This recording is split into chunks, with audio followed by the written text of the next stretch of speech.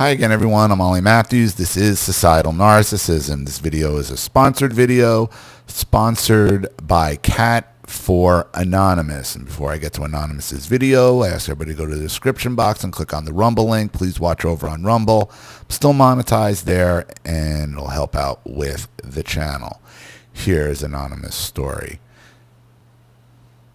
Dear Ollie, I need a sponsor for my video and wish to remain anonymous. I've been watching your YouTube channel for a while now and really need your advice. I'm hoping you can help me figure out how to escape this life. I'm 28, American, and I've spent my entire life under the thumb of my borderline mother. She's controlled my entire life, all my choices, my money, and my dreams. I'm writing this to you because I need to tell someone. I'm not very well educated, so bear with me if this doesn't sound right. I guess I should start at the beginning. My name's not important. Just call me Jane for this story. I was born in New Jersey, the kind of place where everyone knows your business, but no one really cares. My dad was quiet. I think he loved me in his own way. I have a few memories of him pushing me in my stroller. But those memories are like ghosts now, fading a little more every year. When I was 6, he took his own life. I still don't know what happened. Mom won't talk about it. All I know is that one day he was there and the next day he was gone, leaving me with my crazy mother who was already unraveling.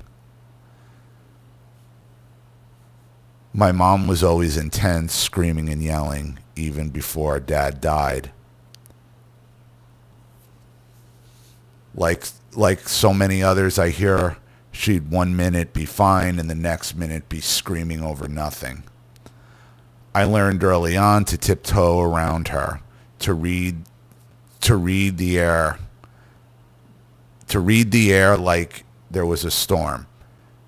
After Dad's death, these storms got worse. She'd cry for hours and then freak out at me, saying I was bad. I was a burden. I was the reason for all her problems. I was the reason Dad couldn't handle it anymore. I was 6, and I was carrying the weight of his suicide like I did it. When I was 10, things got even darker. Mom started dating a guy named Rick, a wiry man with a creepy smile, crooked teeth, and weird eyes. He moved in with us. At first I thought maybe he'd make things better. Mom seemed happier when he was around, less likely to snap at me. But then nightmares started. Rick would come into my room at night, and I can't even write the words. He R-worded me. For 2 years it went on, and I was scared to tell anyone. I thought it was my fault that I had done something to make him think it was okay. I was just a kid, but kids believe the worst about themselves when the adults around them fail. When I was 12, I finally told a friend at school, Sarah, what was happening. I didn't mean for it to go anywhere. I just needed someone to know. But Sarah's dad was a police captain, and when she told him, everything exploded. The police came to our house, arrested Rick, and after the trial, he was sentenced to 22 years in prison. I thought maybe that would be the end of it, that Mom would hold me and tell me that it was going to be okay. But instead, she turned on me. You ruined everything, she screamed. You threw yourself at him, didn't you?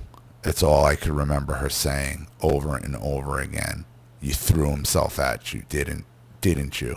Didn't you? You wanted his attention, and now you've taken away the man who took care of me. I was 12, Ollie. I didn't even know what she meant by throwing myself at him.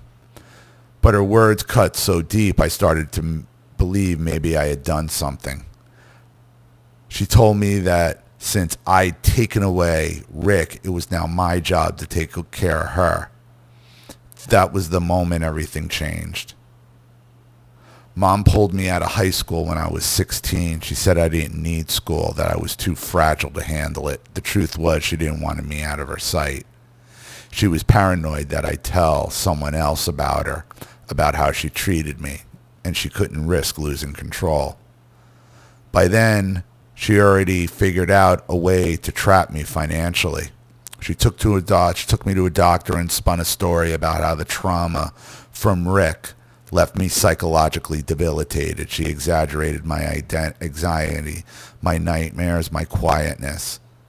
She started calling the police, saying I was out of control over and over again until she had me put into a facility. It made it all the more easier for them to qualify me as disabled. I didn't even know what was happening until the checks started coming in, and she controlled every cent. Those disability payments became her lifeline, not mine. She used them to pay for her cigarettes, her wine, and her endless thrift store buys for clothes she would never even wear. If I asked for anything, a new pair of shoes, a book, even a couple dollars to get a drink, she'd scream that I was ungrateful, that I was lucky she even let me live with her at all. I wanted to go back to school to get my GED, to maybe even go to college someday. I know I'm capable of working, of building a life, but every time I brought it up, she'd shut me down. You're too broken, she'd say. You can't handle the real world. You need me. And then she'd cry, saying she couldn't survive without me, that I was all she had left. It was like she built a cage around me, and her tears were the lock. This sounds a lot like my first wife. Sounds a lot. I mean, obviously, not this is extreme. And my daughter sure didn't go through what you went through. And on Jane.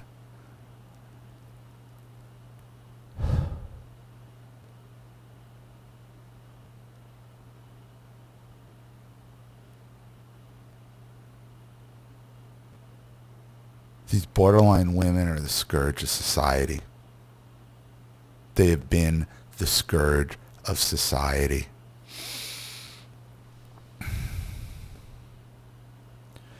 Her abuse wasn't just about control. It was unpredictable, like walking through a minefield.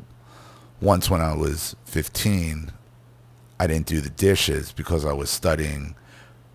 I was studying from a library book I'd snuck home. She came into the kitchen, saw the sink, grabbed the plate, and smashed it on the floor. You think you're too good to do the dishes, she yelled. Then she made me clean up the shards with my bare hands, standing over me while I cut my hands from the shards. Another time, when I was 20, I got a part-time job at a coffee shop without telling her, just to see if I could do it. I loved it. That must have, because they could take your disability for that. Oh boy, they find out your work and they'll take your disability. I loved it, the smell of coffee, the chatter of customers, the feeling of being useful. But when she found out, she showed up at the shop during my shifts, screaming that I was abandoning her. She told my boss I was mentally unstable. I got fired that same day. It was my second day of work. She didn't speak to me for a week after that, but she made sure I knew how much I disappointed her. The worst was when she'd bring up Dad. She'd get drunk and start talking about how he'd still be alive if I hadn't been such a difficult child. You drove him to it, she said, her voice slurring. You were always crying. You always needed something. I was 6 when he died. I barely remember what I was like back then, but her words made me feel like I'd killed him. I still carry that guilt, even though I know it's not true. Yeah, that's...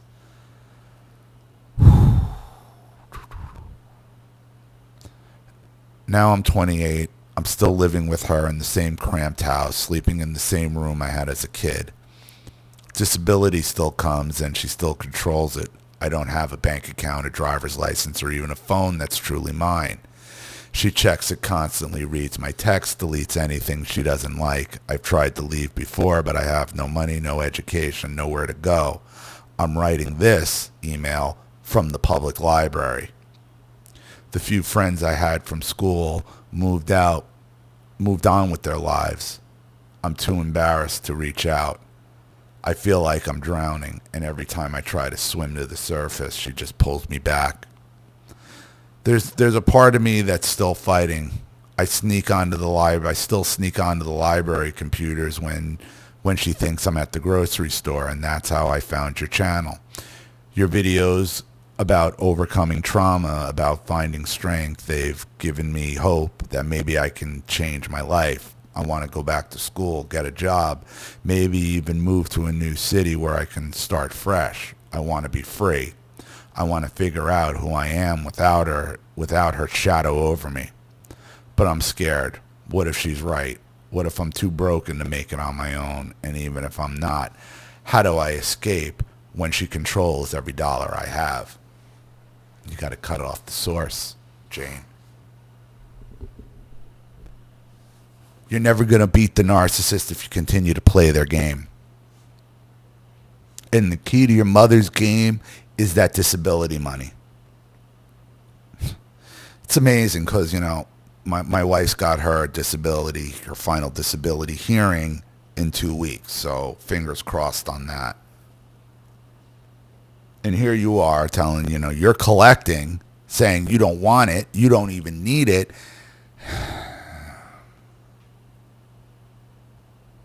Such a weapon. There's no way to get out of this without pain. There's no way you're going to get out of this without feeling some pain and some serious sacrifice.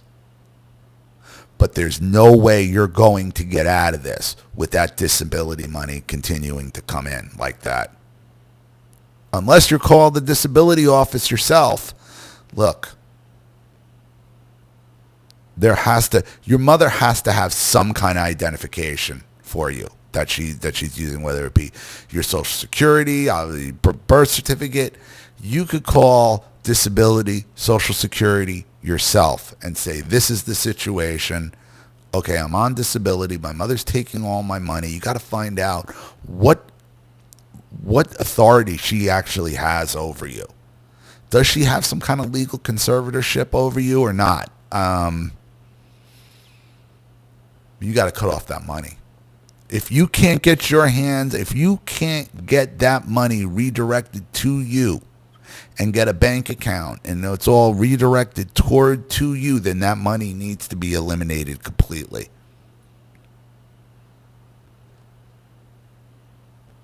Because without that money, you'll see how fast all of a sudden your mother doesn't need you around any longer.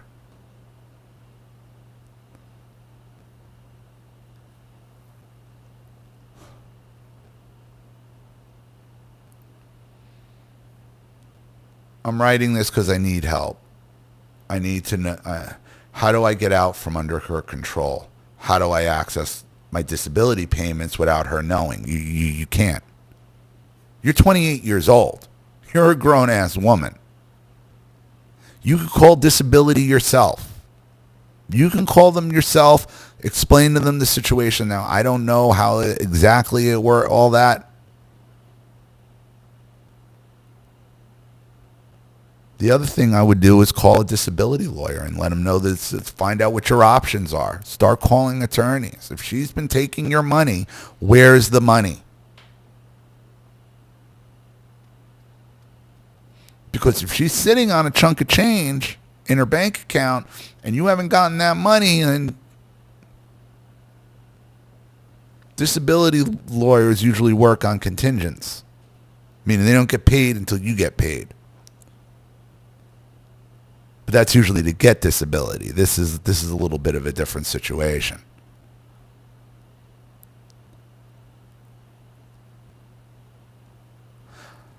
I don't know what to do about the guilt and shame she's piled on to me for so long.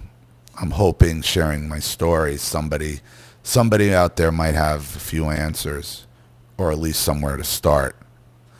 I don't want to be anonymous forever. I want to be someone with a name, a life, and a future.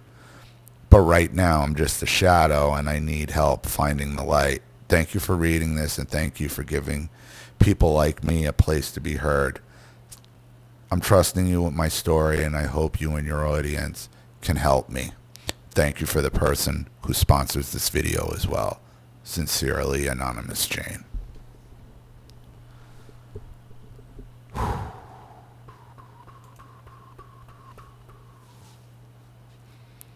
Nothing changes, and if you can't beat the narcissist if you play their game. And if you cannot get your hands on that money, then you have to do everything in your power to make sure that money gets cut off. Because that money is the glue to the abuse that keeps your mother together. Without that money, you are no use to your mother. And that's the goal. You don't want to be any use to her. There's no way to get out of this for you without some real sacrifice and pain. And that's unfortunate. I wish I had better answers for how disability works, but I'm figuring it out myself right now with my wife. But you got to get your hand on some of your identification. Call the Social Security office, have a Social Security card reissued to you. I mean, if your mother's controlling the mail, I don't know what the situation is there. 28 years old. I mean, and it's going to be tough getting a job without a high school. I mean, you want to go back to school, get your GED, get your diploma, get your life back on track. It's not too late. I mean, you are only 28.